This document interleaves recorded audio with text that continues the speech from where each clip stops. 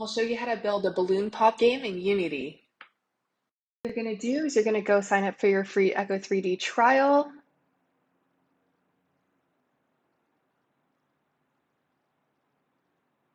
So go ahead and do that. I already did it, so I'll meet you at the next step.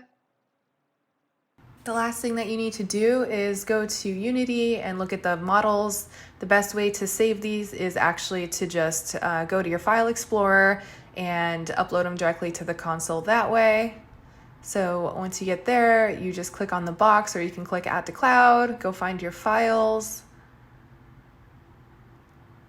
You just go ahead and upload them one at a time. You keep it at anywhere and click Done. You can start on the next one while that one's uploading. So here we are with the red balloon.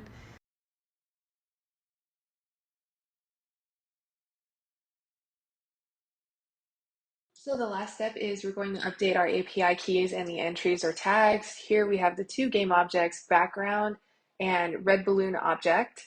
So what we're going to do is go back to our Echo 3D console, and at the top here, this is your API key where it says Proudwind. Go ahead and copy that and then paste that in the inspector under the API key. And then underneath, if you hit this little upside down triangle, this is your entries ID. Each individual asset has a unique one.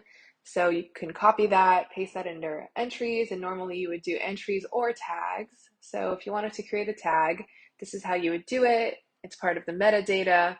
So you would just go over here, add the data, and you could search for tags. It can be whatever you want.